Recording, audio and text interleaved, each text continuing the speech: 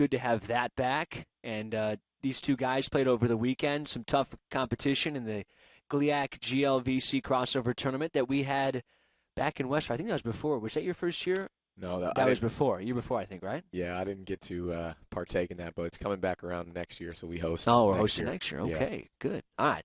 Well, that's Boomer Roberts, who you just heard, and he's brought one of his brand-new players, freshman Songale Njai, whose name I need to perfect by about 26 hours from now, and we'll have that right. Good to meet you, sir. How are you? How was that first weekend? And we just talked – well, I'll tell you what, we'll get to the exciting parts of the weekend, which was the food in Kansas City, but how is it getting used to this team, this program, and playing over the weekend?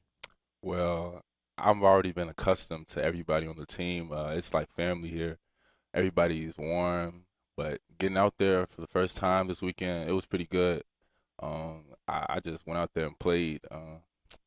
I trust my teammates, and unfortunately we couldn't come out with the win, but I know we're definitely headed in the right direction. Yeah, just taking a look at the stats and watching a little bit like we did from the Madness, and I was talking to Coach about trying to get a little bit on everybody who's new, and I've had a chance to talk to Ralph Cruz, and then who did I talk to? Jairus and Caleb Zerlini, who are two returners. But I met a couple of the new guys so far, and you're in that class. Six new players on this roster, and everybody brings a little bit something different. That's the idea with a basketball team. You need some guys who knock down shots. Mm-hmm. It's great if everybody can do everything, right? But what do you bring to this team? Athleticism, I think, is at the top of that list. Yeah, athleticism. I use my athleticism to help with my rebounding. I want to lead every game in rebounds. I told Coach Boone before the game on Friday, that I was going to lead the game in rebounds, and that I did. Mm-hmm. I also want to bring just leadership, scoring, and just be an all-around player, a good teammate as well. 14 of them against William Jewell. I saw that. That stands out right away, Coach. And this guy, as you told me, he was part of the dunk contest a couple of weeks back, and you don't just get to do that for no reason. I mean, you have to be a guy who can get up with a little bit extra than the average player. Yeah, he edged me out. We were thinking about which one of us was going to get the final spot.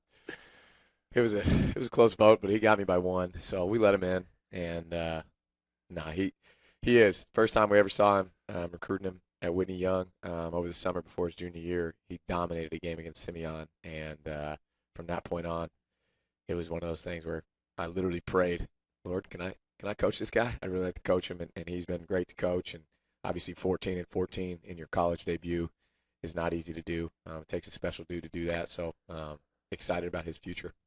So you saw him when he was in Chicago, and he was at Whitney Young, and then his senior year he goes down to Florida, right, and Victory Rock Prep. So how was contact? How was the recruiting process? How did that change for the both of you?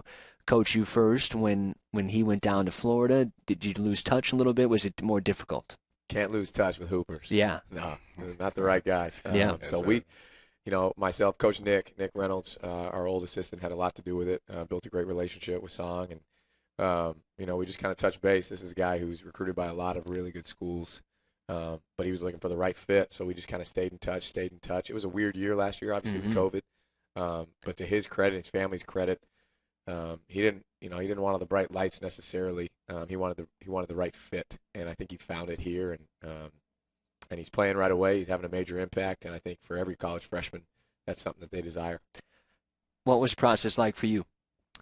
The process for me, it was a little different because of COVID, but like he said, I just wanted a great fit for me, and I didn't want the bright lights. I wanted somewhere where I can develop, and I wanted to feel like my team was my home, and I could come to them on and off the court, and I feel like Purdue Northwest was the perfect place for me to do that. Now, the good news for you, too, is that you're not too far away from home, right? Yeah. So this is home now when you're playing, but that had to be something in your mind, too. I can still be right around all my family. They come to me play all the time. Yeah, definitely. I go visit my mom sometimes. She's coming to the game, actually, on tomorrow. Tomorrow, okay. Yeah. All right, well, we're excited for that, and I know that's one thing we're looking at, Coach. Let's talk about the two games over the weekend first, and then we'll lead into a couple of games this week. And as we look towards that conference play schedule, trying to get a pair of W's as we start the home slate. But the GLVC is always tough. We know that, and those crossover games represent not just one of those. You watch the Division I Power 5 teams go play those bye games where they literally pay smaller Division I conference schools to go play them to kind of get ready for the conference. You guys jumped right into big-time Division II opponents who made life tough, and a pair of tough games over the weekend. Yeah, well, number one, we didn't get it done. So no excuses there. I will say that this team has dealt with some serious adversity. We had, I can't get into everything, but we were able to practice once with our team for the week prior. One practice before we got on the bus the entire week. And in the game, we were missing 3 starters, 3 returning players that all averaged double digits. And then our fourth, probably arguably our best player, got hurt the very first possession of the first game, and he was out. So we were down 4 starters and rotation level guys. And we have depth this year for the first time in a while. But losing those guys, other guys had to step up in more typical roles, or roles that they weren't accustomed to, and they did. And I was really encouraged by that, because even without those guys, we had the lead. We call them clutch games, 5 points or less with 5 or less to go in the game, and we had the lead in both of them. We just couldn't close, and part of that is missing those 3 lead guards, Ralph, Trips, and Kel. And then AB, has been there and played in so many meaningful games. We didn't have those guys. And part of that is, we just didn't execute down the stretch. So we owned it. Watching film, talking to the guys, like, they're not discouraged. Obviously, we felt like we should have won both games. But adversity early on in the season is a good thing, because it makes you grow quicker. When you look at those guys you just mentioned, prognosis as far as their returns, I don't know if it's – when are you hoping to have them back? Sooner or not for a while? The hope is sooner. Okay. The hope is sooner, but some things are out of our control. And like I said, the guys we went with, we have a lot of confidence in. Sangale and 2 Division I transfers at the guards are big-time players. And then you look at Logan, Ant, and Caleb Zerlini. These guys are all played double-digit minutes last year off the bench. And so they're used to that. And then you have Jairus Friels. We have a couple bigs that aren't used to playing as many minutes, and they had to jump in. But they played hard, so it's learning each other. It's learning how we can manufacture points. We guarded well enough to win. Normally we're the team that scores a lot, and we got to really figure it out defensively, but we kind of flipped the script this weekend. We guarded well enough to win. We didn't execute down the stretch to score enough, but hopefully we'll get those guys back. If you just joined us on the radio side, the voices you hear are Boomer Roberts, head men's basketball coach at Purdue Northwest, and Sangale Njai, who is freshman here at PNW. Sangale, what's your mentality when you know some of the guys who are normally in there for big-time minutes? And I was listening to the game driving home from officiating on Saturday, and the announcer had mentioned the idea that Jairus was playing a lot of minutes, and I think you could say it about a bunch, yourself included. What's your guys' mentality when you know that there's guys who would normally be contributing big-time minutes and buckets and everything else that goes with it that are not available to play? Oh, it's always next man up. We practice hard, we play hard, we have confidence in each other. So it's always going to be next man up, and next man has to be ready to play when the first man falls. Is it a little bit difficult at times knowing, though, that, hey, we need this guy out there and he'd normally have the ball, maybe if there's a turnover in a certain situation? Is it tough? Because the human element can definitely creep in. Yeah, it's tough, definitely tough, but you have to have confidence in the people that are out there, or else they're not going to get anything done at all. So I really believe in the players that we have out there, and we're definitely going to get something done this season. Okay, so let's just make sure, Sonny, that we get because I told you the wrong numbers. So Sangale's on 3. Sorry about that. And Coach is on 1, so we'll make sure we get it all right so we don't have weird echoes. Sorry about that, guys. I'll take the blame for that. It has to be tough. You're on the road, and you're looking at guys down the bench, because I was watching, and I was thinking the same thing, Coach. You're looking at some of the guys, I'm thinking, well, I know all the circumstances that could be in play, and I'm thinking that's got to be it with a couple. I know you had told me that you guys were shorthanded leading up to practice. So as a staff, when you guys talk about that, the conversations you have with the players, let's mention Jairus Friels, because he was, I know, playing a lot, and he's a big guy who's running up and down the floor. He's trying to guard, and I think the guy for Rockhurst, Voles might have been his name. He had a big day, and I wonder if maybe something like that contributes, that Gyro's just kind of running on fumes defensively, or maybe it's just he made shots. It's probably a little bit of both. You know, Voles is a really good player. He's their best player, and we knew we had to key on him, and we didn't do enough. That's not just Gyro, even though it was his primary matchup. When you don't have those guys, it's not like it happened by surprise. The one did. Our guy that got injured the first possession of the first game on Friday, that was surprising. We thought we'd have him for the weekend, but with the other three, we knew you're not going to have. So like Sangale said, it's next man up. And honestly, we have enough. We when we first got the job, we were thin. We really had to go out and raise our level of competition, and that's primarily done through recruiting. And we did, and we went out and got really good players that now when someone goes down, like Sangale said, like it's not like we're bringing in a guy like, oh, man, he shouldn't be playing. Our guys are ready to compete. I mean, he's the epitome of it. Caleb Zerlini had a great weekend. Logan Phillips, his plus-minus, his stats weren't great, but his plus-minus was good. And Anthony Irvin, played 2 career highs in minutes. So a lot of winning plays between them. It's just, again, when it's clutch time, who gets the ball, what spots, how are we executing, who are we going through? We miss some of those guys that can just go make plays with the rock that are used to it. These guys can do it. They just, experience is the best teacher, and they don't have a whole lot of it yet. So let's look ahead now as we looked back over the weekend. We've got East-West tomorrow, and then IUN comes in on Thursday. What is the mentality as far as those 2 ball games? You're back home in front of the home crowd. That's a little bit of a help as well, but what's the scouting report? What are you guys looking to accomplish these next 2? For us, it's about competing. That's been the message. When we think, when we overthink it, we struggle a little bit because our minds are, our bodies have to catch up with our minds. And the other way around is what we want. We want to be flying around competing and let your instincts take over, and then we'll coach you through the rest. So coming back home is nice. Getting a day of rest in between is nice, even though we go Tuesday, Thursday, on the road Saturday at Quincy. It's a big week for us. But we had a good practice this morning. We had a good film session, and we'll be ready to go. These are 2 talented teams in terms of their guard play. They can score it at a lot of different spots. Size-wise, we're probably a little bigger, a little deeper. But, again, without those guys playing, we're going to need these young guys to step up and be ready to go. So we have, counting the 2, you play Saturday as well at Quincy. Counting that, 3 plus another 3, 6 games before you open up conference season on December 2nd. And we'll talk about this next show 2 weeks from now, but you didn't have that last year. It was right into conference. It was right into all these tough teams in the GLIAC.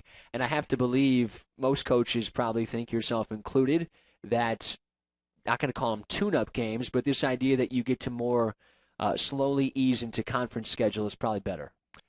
For us, again, it's the experience factor. We know that we have to be a really good team January, February, March. And that's what we're thinking about. You're not going to win February games in November. We don't want to use that as a crutch, an excuse, because we want to compete every night for wins. But the reality is, he's played, 45 college minutes? Caleb Zerlini was in a high-level rotation guy and got hurt last year. Logan Phillips, as the year went on, kept getting more minutes. We didn't even know if Anthony Irvin was going to play last year off of his ACL injury, and then he gave us great minutes. So the development of these guys now, Kai Steinman, thrown in that group, the development of them now is only going to help us moving forward. And these games, the way Division II is, we got to win the GLIAC anyways, or win the GLIAC tournament to be able to get to the national tournament. So that's one of our goals. And to do that, we got to get better and better and better. And having these non-conference games is certainly going to help get these guys experience and confidence moving forward. Talk about, Sangale, your getting used to your adjustment period here at PNW, college life as well, and the academic side. There's all these new things in your life that you have to worry about, and then you got to make time for getting extra shots up probably outside of scheduled We don't get practice. shots up, Sam. What do we do? We make shots. Come on. Make shots. Okay, yeah. He doesn't make shots. The rest of us do. I definitely make shots. All right. I don't know what you're talking. All right, I'll remember that for future. Make shots. You got to have time to make shots outside of practice. So what's the adjustment period been like to not just getting used to your teammates and your coaching staff completely, but getting used to this university and all your professors as well? It's definitely been a lot, just with the workload of school, having to come to practice every day, and just balancing everything you have to in life. It's been hard, but I think I'm adjusting well. I go to the gym a lot. I make sure I get in my shots every day because I just want to be the best, honestly, at the end of the day. But I have to do the things that come before, like school and stuff like that, to get on the floor. So if I don't take care of those things, then I won't be on the floor at all. So I'm managing everything pretty well. You mentioned your mom being relatively close, of course, but Yeah. I know all the athletes and the basketball players have to get used to staying in an apartment / dorm room with their teammates. And what's that like, living with those other dudes? And maybe they drive you crazy at times, but most of the time you guys probably get along, right? Like Oh, siblings almost. yeah, definitely. We don't really drive each other crazy. We always have fun in our room. Not shout- too much fun. Yeah, no, not too much fun, not too much fun. But yeah, I love my teammates. I love being there with them. It's pretty fun. I like it. All right. And how about getting used to this coaching staff? Oh, I love it. Coach Boom is part of the reason I came here. Just what he advertised to me and the family-oriented style of coaching that he brings, I loved it. It just made me want to be a part of it even more. Why was that so important? Just because I feel like I haven't experienced that before, and I needed to feel like I needed to feel like I belong somewhere. I felt like I never felt that before, and I think it's going to help me be more confident on the floor and do more things. Is it tough to play basketball or do anything in life when you, as you just said, feel like you don't belong as far as a family setting? Yeah, it's very tough, but I think everybody needs somebody or something in their corner that's egging them on and telling them right and wrong and loving them unconditionally. No doubt about it. Anybody who is driving around, again, if you're not watching, you can watch us always on JEDtv as well on all of our apps and websites. If you're on the radio side, you may have jumped into your car and have no idea what you're listening to. This is the PNW Basketball Coaches Show. We do this every other Monday throughout the basketball season, and the season just starting over the weekend. This is our first one. We'll be back in a couple of weeks here, but we've still got plenty of time left in this one. Courtney Locke will join us on the women's side in about 10 or 15 minutes or so. Until then, you're listening to Boomer Roberts, the head basketball coach, and Sangale Njai, freshman at PNW. Coach, again, 3 games this week now. You had 2 over the weekend. We mentioned the 2 at home already, but a little bit shorthanded, and you've got the 5 games in really a week's span, 8 days. This is a busy time to try to get used to all that, and those games, as you mentioned, very important, but there has to be an approach for you, as you said, long-term as well, while trying to win games in the now. Yeah, it is different, right? Especially coming off of a COVID year where, last year we weren't practicing, we were doing small group pods, and all of a sudden we got a call from a Division I school and said, hey, can you play us in 3 days? So getting that group together that quickly and then just jumping into games, and that's how it was even in GLIAC play because you didn't know if you were going to play because of testing and all that kind of stuff. This year we've had a more traditional fall. It still obviously had a ton of adversity with injuries and COVID and all that stuff, but it's a balance because you got to push each other and physically, we're getting after it every day, but at the same time with less and less bodies, it seems like, we have to be fresh for these games. So I think Sangale hit on something that is a part of our culture, and we've worked really hard to recruit this. Number one, we got guys that love each other. It's a fun group. They all get along. There's no cliques, on the bus rides and hotel. Like, it's just guys kicking it with their brothers.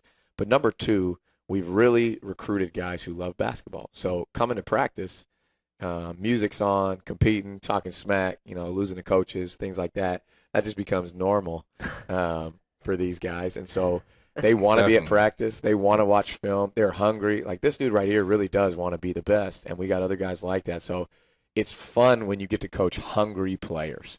They're not satisfied. They're not here just to check a box. They haven't arrived. They want to be coached, want to be taught, want to be poured into. So when you get to the games, you and I've talked off air, I'm jealous of Major League Baseball. Like all these coaches say how much they love practice. And don't get me wrong, I like practice. If we played a game every day for the next 4 months, I'd be down for that because we want to compete. We want to lace them up, and we want to compete. We've gotten better and better, primarily because we've gotten better and better players. So it's fun jumping into the season. Well, I tell you, and anybody all the time, people ask me, I still coach baseball at the high school level and stuff like that, and play a little bit of softball, which we'll get into in just a second. We don't need to get into that. Holy cow. I say the only reason I do it is because I love to compete too much, that I'll sit and watch my favorite team play football, the Chiefs or the Cardinals on a baseball game, and I will scream at the TV because I am in that coach's mentality. I'm not like a raving lunatic. I'm not one of those guys where you see on the TV like punch their, on Twitter or something, they punch their TV off the wall. I'm not that crazy, but I'm always in that coach's mentality or that player's mentality of I want to compete, and even if I'm not directly connected, that is a part of it. Now, I have to ask you this because I've seen it firsthand, and we saw a little bit. Coach Hayes and I made it out to what's today? Monday, so that would have been Thursday we were out there, I think. And you guys were heading into film, so we saw a little bit of practice. But a couple years ago, before you were here, 2 years ago, this guy had a tough first half of the season. He was all over the place, and he had a cast on. He hurt his MCL, I think, right? Meniscus. And he hurt his meniscus, and he was a mess. It was kind of funny watching him trying to coach with. He had the crutches at first, and he got rid of the crutch, had the walking boot.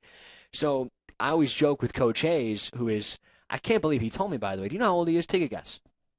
Take a guess. And there's no way he's listening to me and us talking. 73. That's pretty good. 75. Right. He's 75. I would have thought, the only reason I would have guessed over 70 is because he had told me he was over 70 a couple years ago. He's the silver fox, man. He still moves better than me half the time, man. It's pretty unbelievable. But he always says, and he has a much more colorful way of saying it that I can't repeat on the air because the FCC will find out and we would get in trouble. But he has a much more colorful way of saying, he goes, Boomer's still practicing with those guys out there. Is he still doing that? And then he gets there and he sees him. He goes, look at this guy after a couple of words in between. He goes, come on, Coach, you're going to end up on the sideline again. We got to keep you healthy. So I had Coach come out and play softball a couple weeks ago. Now, the bad news for him is there's always a connection in Northwest Indiana, and really any town. You know this from where everyone's growing up. Everybody knows everybody, right? And so I know the Fowler family very well. Mm-hmm. Danielle played volleyball at PNW. Danielle now dating Anthony Irvin, and I coached her younger brother Steven for years, and then Steven plays softball with me. So I was curious the day I asked you to come out if they were going to be there, because Danielle and Anthony had come to a couple of our games, and it was nicer. That night it wasn't very nice, so I thought, they probably won't come out. But Steven figured out, her younger brother, who you were, quickly, and sent the text. So luckily for Game 2, when Coach was playing, one of his current players got to see him perform. And did that get around at all? No. How do you play? How do you terrible answer. I have not. Listen. I played high school baseball. This is 2003. All right, 18 years ago. You were 0. Yeah. Okay. It was not even a thought almost. Okay. And then we played in a bunch of men's leagues up at Trinity in my last place, but that was 5 years ago. That was pre-kids, all that stuff. Like, I had to find my glove. You know what I'm saying? I'm trying to help this guy out. Yeah. I'm going out there and.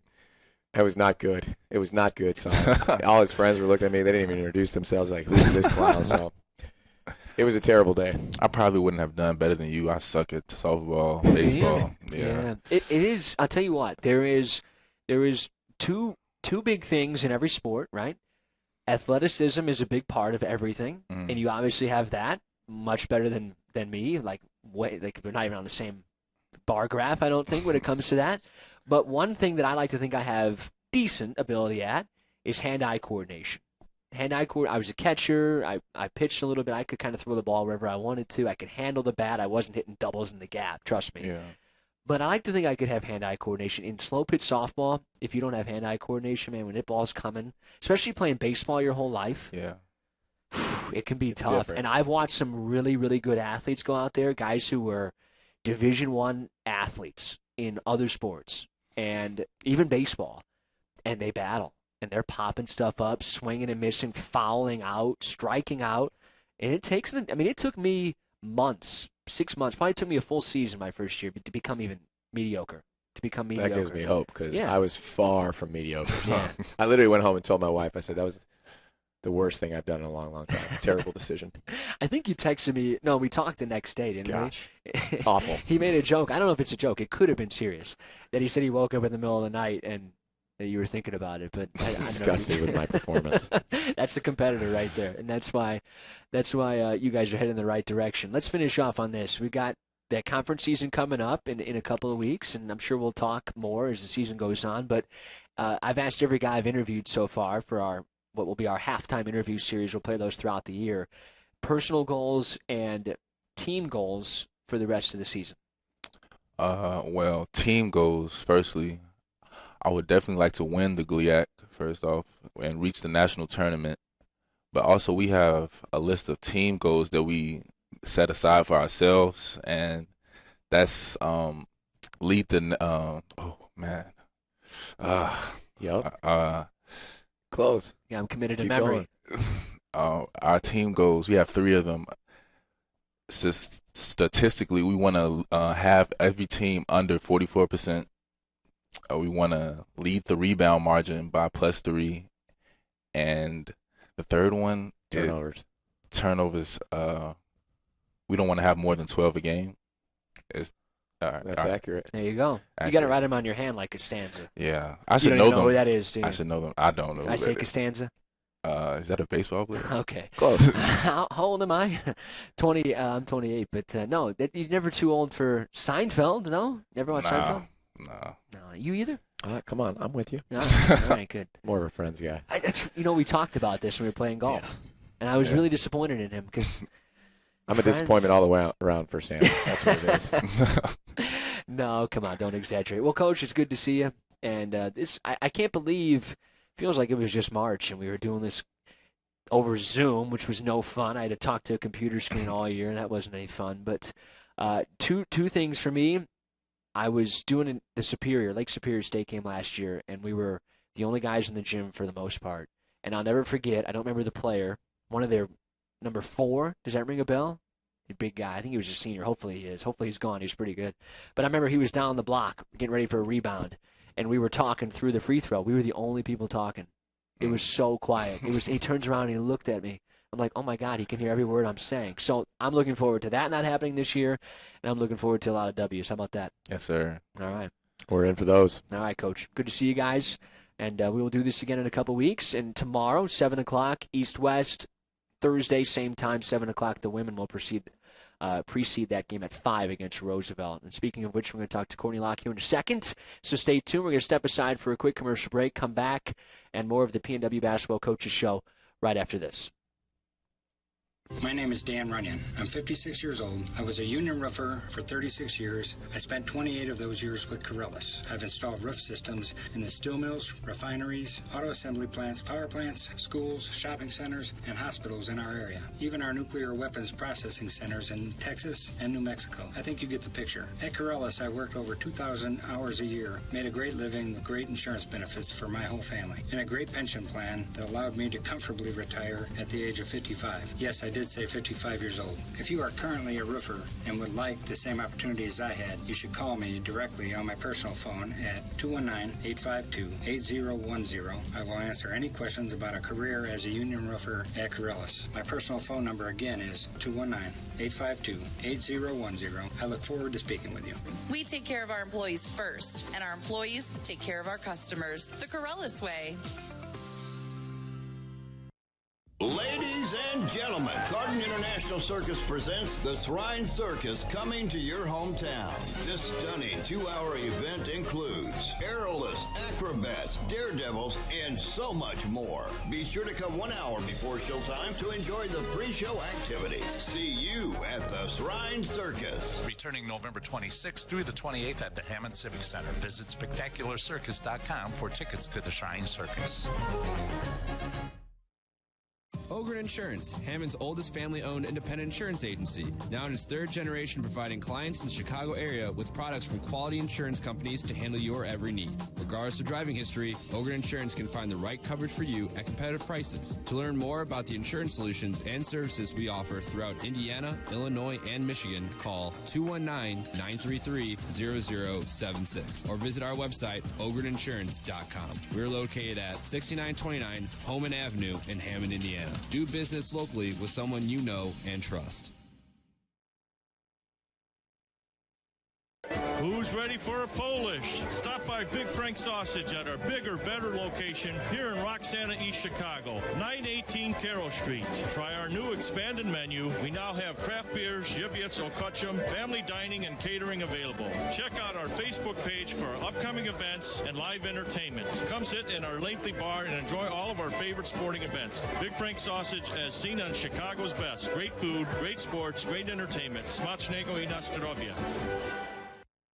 Tune in from 3 to 5 Monday through Thursday for the Region Rush Hour here on JEDtv or WJOB AM 1230 104.7 FM. Yeah, for this Tony Panic guy, but really for me, Sam Michel, star of the show, right? Tony Panic gets top billing above Sam Michel. We'll still talk about it. Hold on, everybody. We'll talk about some more. Tune in. All right. Welcome back to the PNW Basketball Coaches Show here on WJLB and JEDtv. Courtney Locke now joining us. Coach, good to see you. In person. How about that? Yes, great to see you. I'm not like this at a screen. It's so much better.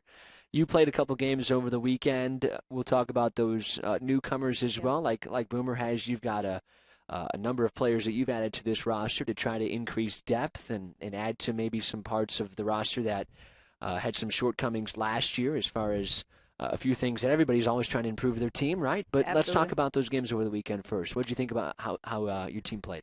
Great. It was our first two games. We had two scrimmages get canceled on us, so it was great to get out there and play against somebody else. Actually had Coach Boom and his other two assistants step up and scrimmage us one day because we were short in numbers, and we didn't get to have our scrimmages. So this was our first time seeing what our team could do. We had a few people out for various reasons, so we didn't have our full roster, and we were challenged. Foul trouble, close game, another 4-point game. And without some depth in positions, I think we only had 2 guard subs at one point. So it was a good challenge for us to kind of see where we were mentally and just to continue to get better. Let's be honest, because I was watching the end of the game on Friday before we had football.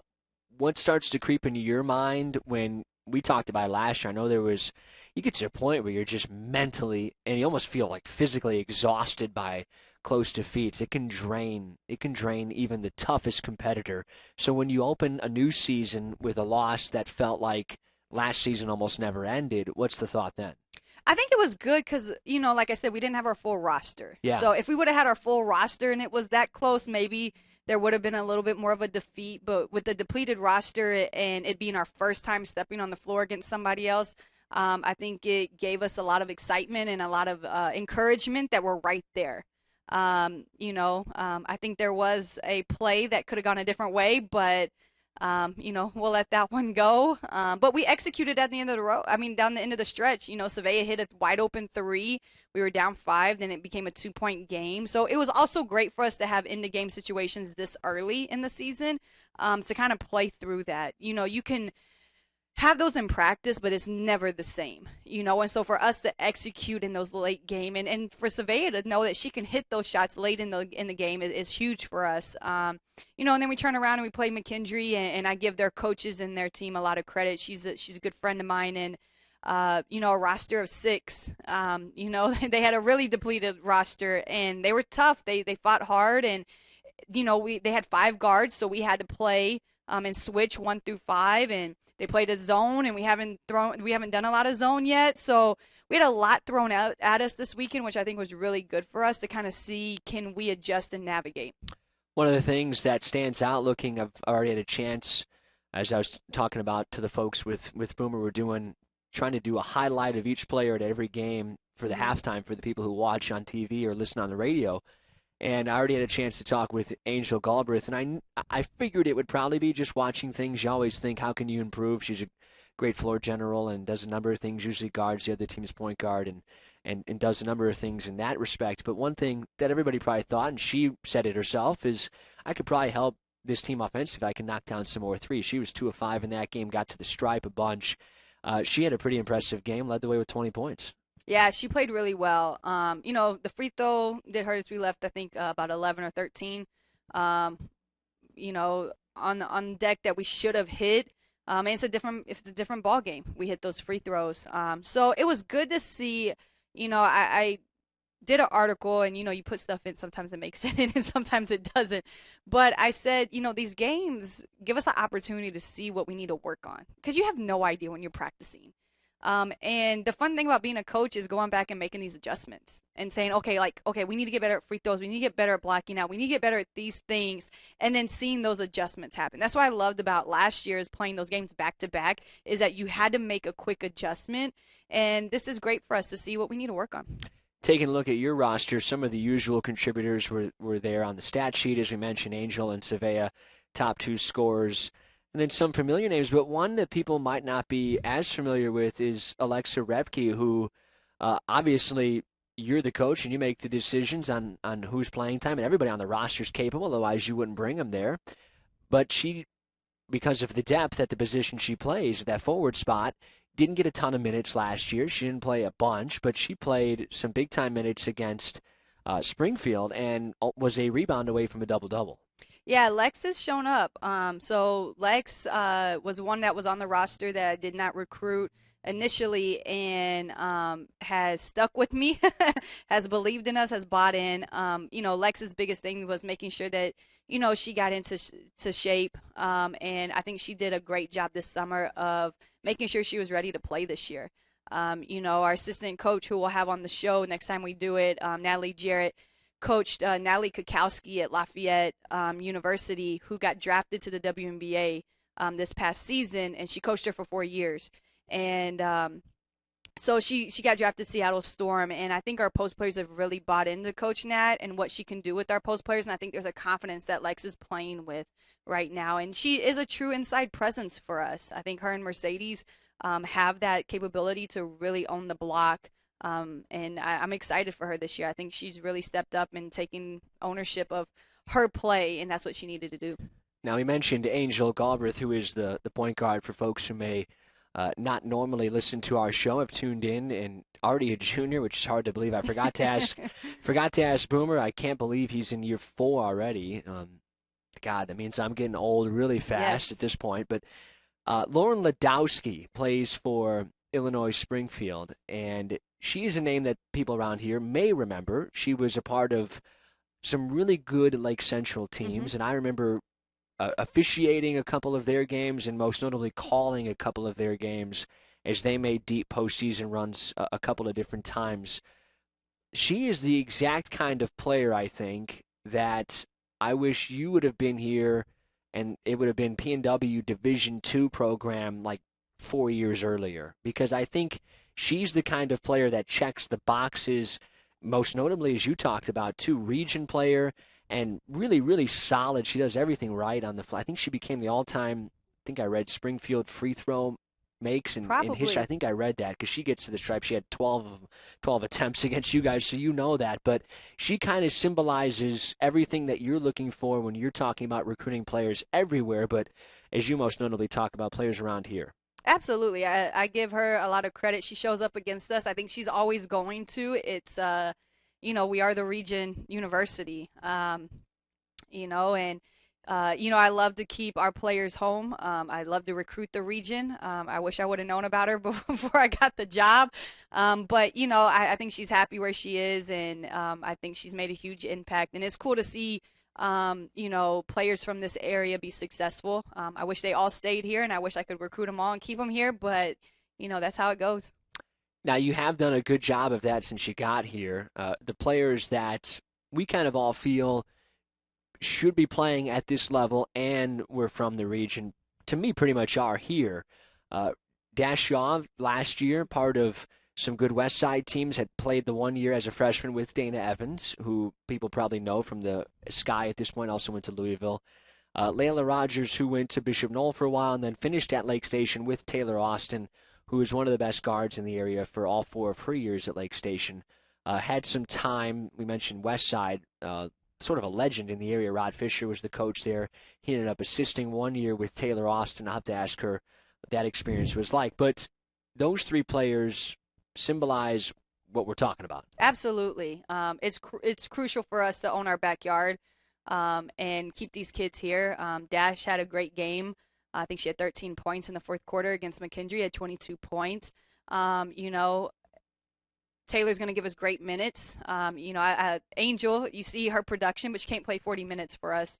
She had to do that last year, and I thought, Angel needs a breather for sure. So Taylor will be able to step in. And then Layla's going to be big for us.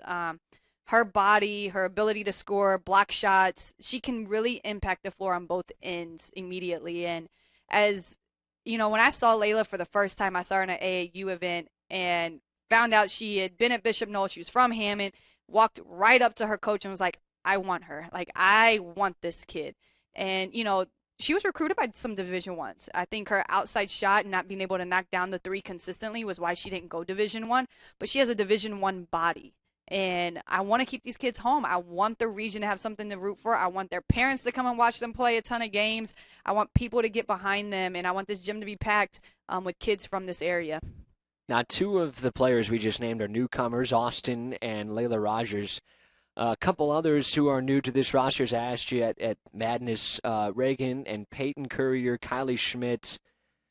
Who else do we have? Abby McDowell, and I think then the two we just mentioned. So 6 newcomers, and I know you're really excited about all of them, but we unfortunately didn't get to see a couple of them, as you mentioned, circumstances. So hopefully we'll be back for Thursday, but if not, we'll definitely see them hopefully by conference season. What are those players going to bring to the table? A lot.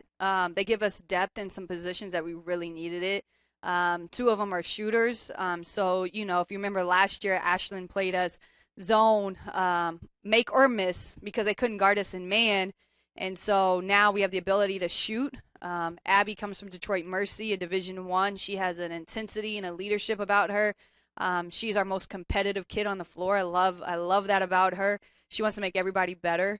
Reagan comes from a Drury University who's in the national championship game. There's a level in which she's competed at and practiced at and played at that she knows what it takes to win. Peyton comes from Western Illinois, and I think she brings a leadership. She's a senior in the classroom. Obviously, she gets the opportunity to play with her sister. So there's a calmingness about her that she can affect the game. She gets along with everybody. And then Kylie comes from a small town in Wisconsin that won 1 million games, over 1,000-point scorer, and just knows how to win. And I think she's going to be able to compete for us as well. The depth in the positions is huge for us. To have subs that can come in, they're bigger guards too. I call my 3 starters minions. Because they are smaller, but we have some bigger guards in our conference, and I started to notice that we were going up against bigger guards and struggling a little bit. So we decided to really recruit bigger guards that can make an impact defensively and offensively. Yeah, I tell you, you notice that in every sport in the GLIAC. Basketball for sure, but maybe the one that stands out the most to me, and this is a basketball coach's show, but we'll talk to Coach Scapel maybe one of these times. Volleyball, it is amazing to me. And you watch, we got some outside hitters here at PNW, 6 foot, 6'1". I'm like, that's pretty tall, to be honest, right? That's pretty tall. Like, I'm 5'10" as a guy, and that's average height for male, like right around 5'10". And I think average height for a woman's what, like 5'7"-ish, 5'6", somewhere. So when you see a girl come in that's 6'1", it kind of stands out sometimes. And then you see somebody from Grand Valley State who's 6'3" and 6'4", and you're like, holy crap. Yeah. And they make pretty tall girls here at PNW look small. Yeah. So that is the difference. It is that height and athleticism. And in volleyball, it's the difference between blocking a shot that is getting hit at you, blocked back into the court, or going off your fingers and being a point for the other team. Or in basketball, it's the difference between blocking a shot out of bounds, or somebody scoring a bucket right over the top, or being able to make a shot. Yeah, and you've seen us play a million times. And, I mean, we're in close games. At the end of games, they're driving us and scoring it over us, right? Where now we have the ability to have some size and can make that shot a little bit harder. And that's what we wanted to do. We had to get bigger guards, but we also had to get guards that can contribute right away. So you mentioned the gym being packed, and that's the idea. You want the local people, obviously, can get here. It's much easier. But one thing that stood out for me is I had a chance last week, Tuesday and Wednesday. Tuesday, I talked to a couple of your players. Wednesday, I talked to 3 of Boomer's players, as we mentioned, trying to do these interview series throughout the entire year. And I talked to Angel and Reagan Courier and her sister. I didn't talk to her sister Peyton, but we talked about her and her family. And the one thing that really stood out, I don't remember I don't know if she even said what her dad's name was, but she mentioned something interesting to me, and I think this stands out. I was talking to Boomer about being a competitor and everything that goes into it. She said her dad has never missed one of her games ever, and that includes Drury, which is in Springfield, Missouri, which isn't exactly close to where she lives in Wisconsin. I can't remember the name of the town, but it's not too far from here, about 90 miles. And she mentioned to me that he was having some sort of like a hip surgery. I don't know if maybe people aren't supposed to know that, but she said in the interview. She said in the interview, so I won't take the blame for that. And she said he'll probably still be at the games on Thursday, and that's the kind of dedication you see from parents to the athletes, and then they come to your program, and you're probably not surprised at the dedication they give you. No, absolutely. I always worry about the parents when their kids graduate. What are they going to do? Right. I remember when Bailey Goodman's graduated, and her parents were like, "Wait, yep. Like, what are we going to do?" Now she has she has a younger brother, so that helps her out. But absolutely, Wes Courier is their dad, and he was there this weekend, and it's a huge piece of it. Angel's parents are flying in, I think, in December to come watch a couple of games. She mentioned that, yeah. And it's fun to have the families there, and I always make sure I say hi and talk to them because, it's all about their experience, and it was really different seeing people in the stands this weekend, and the refs didn't hear me as much as they did without fans, so that was good. But it was a lot of fun to see people there and to see their families there to be able to watch them and kind of back to normal. Yeah, so you didn't get in as much trouble with the officials, then that's good. No, not as much. I was good this weekend. I was just telling those guys about last year, and it still sticks out. Maybe will my whole career, however long I have this headset on. I'll never, hopefully, experience what I experienced when the men played Lake Superior State, and then Brooke and I were doing the game from the track, no less. Mm-hmm. That was when we were first early season up. We moved down into the middle of the stands eventually, but I remember one of the Lake Superior State players during a free throw turning around and looking at me because he could hear every word I was saying from 200 feet away, and that's when it all hit me, how quiet it was in that gym. And I know you don't. I never want that to happen again because everybody feeds off the energy, even the coaches, even referees. I can attest to that. Yeah, absolutely. I remember the first time I did yell at a ref last year, and it sounded so bad. And I was like, I didn't mean it that way. But it was so bad because nobody was in the stands. So, yeah, this year's a lot better. It is. It is hopefully going to be. You mentioned Bailey Goodman, and that stands out to me because she is coaching now. So maybe now her parents have something to do. I think she's at North Judson, if I'm not mistaken. I thought there was a potential I would be officiating one of their games, which would have been funny. How small the world is, the way things tie in. But I don't think I have. They played in Portage this last weekend, right? On Saturday. That's why I thought I had one of the games, but I was somewhere else. But I had seen that over the weekend, or over the off season, I should say, that she got the job. And I thought that's got to be cool for everybody, but it's got to be cool for you. Yeah, it's absolutely. I can't wait to go out there and watch her. She texted me about the game on Saturday, and I was like, we're going to be traveling back. We won't make it back in time, but I promised her I was going to come to a game this season and see her, and super excited for her, how much she loves the game and willing to invest in these kids. And even the role outside of coaching is just a great setup for her. Shay Ralph is coaching. Not Shay Ralph. I don't know why I said Ralph. Shay is coaching. Roanhouse is coaching. I think she's coaching middle school. So, she gets I think she coaches boys and girls. Ah, okay. Yes, she coaches boys and girls. So that's fun and exciting. She'll call me and tell me about her wins and stuff like that. She actually just got engaged too. So I saw that on social media. Yeah. It's fun because, as a head coach, you want to make an impact and you want them to love their experience no matter what, right? Mm-hmm. And when I took over the program, you just don't know how they're going to accept me or not. And it's been really cool to hear from our alumni and that they want to come back and be a part of it. And, when she does get engaged, you get that text message like, Coach, look what happened. Look what happened. And you're like, oh my gosh, I'm included in this. So it's really cool. Yeah, no doubt about that. I can attest to that even on a small level. And speaking of which, I had seen one of the guys who played for me. I saw his mom at one of the local establishments. It's one of our sponsors for our Friday show with Dan McNeil, Bridges over there in Griffith. I'm sure have you been over there? Okay. It's a pretty good place. It's a pretty good place for sure. And I saw his mom, and I was asking because he had gone to Wabash initially, and he was playing baseball there, and then it just didn't work out, and he came back and he was going to PNW. And I coached him, and I think he's good enough to play here for Dave. I don't know if he's interested, and that was always the thing. So I asked his mom, I said, is he going to keep playing? And she said, I don't know. I don't think so. I think he got a little bit overwhelmed with the COVID stuff, and then school became a lot. Because he's going for, I always say, people are going for real degrees, unlike the one I got, unlike the communication degree that I got. You know, people actually have to study and stuff. And you just talked all through your 4 years. I BS'd. We'll say the clean. But I always joke. I was fortunate enough. I mean, I had some difficult classes, to be honest, but most of them were in the wheelhouse to where it was learning to do the stuff that I knew I was going to do. Some of this stuff with the math involved and some of these engineering degrees can be, even if you love it, it's still really hard. Oh, yeah. Yeah, and so he's doing something like that. I think it might be engineering even, but I'm not positive. But it's funny you mentioned what you did about the parents, because she said the same thing.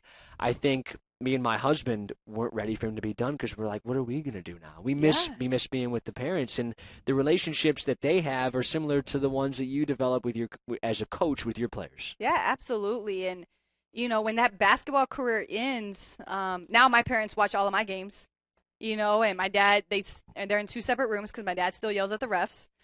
And I know how he feels. Yeah, and they watch it online because they're in Texas, and I get reports after the game. You know, why did you do this, or what happened to her, or what's going on here? Why'd the broadcaster say that? No, they love y'all. But, you know, it's like they still have that involvement, you know, and it's cool to see, but it is a transition for sure. We think about the players, we think about coaches that go into different careers, or players that go and after they're done playing. But what do the parents do? We gotta take care of the parents. I know. It's kind of, especially the guys and gals who coach their kids.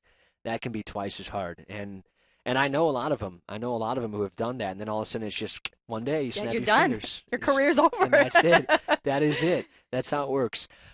You look at this team coming up, and you got a game against Roosevelt on Thursday. Yeah. And as I said to Boomer, normally you watch, I mean, some of the big times, like the Kentuckys will play the Michigan States, and they've got these little games at the beginning of the year in the Division I Power 5 schools. But a lot of schools, let's just say what it is, at least try to. The idea is to pay a team to come in to get a feel-good win by 20, 30 points. Not necessarily what you guys are doing, but you're not playing that gauntlet right now, at least, though you started with some tough ones over the weekend. But you have those couple of games to kind of buffer in between the GLIAC GLVC crossover and until you get to conference play in December. And that's got to be beneficial. Yeah, we have a tough week next week. You know, we have Lewis and Tiffin, who I think was in the Elite Eight this last year, and Ursuline on the road.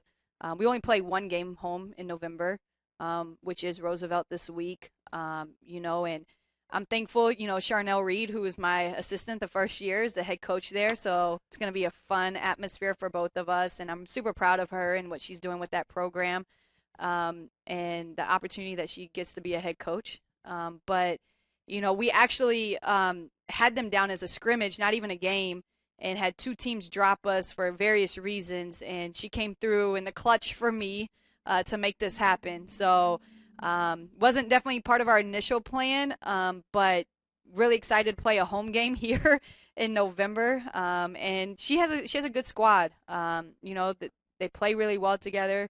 They're gonna challenge us in some other ways. So I'm excited to get on the floor with them. But yeah, after Thursday, it's not an easy road for us by any means. I actually, I think I saw what would have been her first conference win, or no?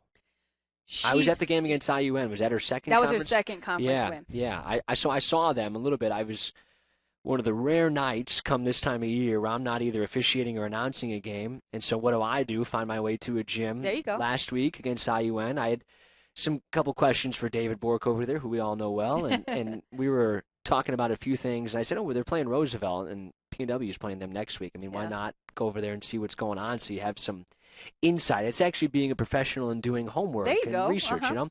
So I was going to talk to Coach after the game, but I know she had a bunch of other things to do, so I got out of there. But that is definitely a storyline on Thursday, and it'll be interesting to watch. We'll have to ask her about that. Yeah, I'm excited. You know, she bought into me my first year, a head coach that, you know, they always say your first year is your crazy year. So she was able to handle that. and then had the opportunity to be a head coach. And I keep in touch with her as much as I can, throughout the season and over the summer. And we have a great relationship. So I'm excited to see her on Thursday and catch up. Hard to believe year 3 for you. Like we said, year 4 for this. Again, it's just hard to believe. I felt like I got hired yesterday. Yeah, doesn't it feel like that? Because I think last year was just such a whirlwind. It was so fast. But looking at your team this year, like I asked those guys to end, your goals for your club and what you're looking at. Yeah, I mean, we got to win these close ones. And I think we are going to have some close ones down the stretch. Our goal as a team is to make the conference tournament. Obviously, everybody wants to win a conference championship and those things, but realistically, we got to lock in and we got to win the games we're supposed to win. We got to take care of our home gym and protect our home court. But a realistic goal for us this year is to really hunker down and win and make the conference tournament. Like, give us a shot, And when I was at UCF, we were picked last one year. A whole bunch of things had happened. But when it came to tournament time, 2 out of 3 years, we won the conference tournament. And we were the tournament team. And I think there's a different level of preparation when you make the tournament. I think there's a different level of kind of guts and just toughness when you make the conference tournament. And obviously at that level, everybody makes it. But in our conference, we don't. So they only take the top, I think it's 8. And so we got to make that point. I want to get these kids to the point that this is a common thing where it's regular every single year that we're making our conference tournament.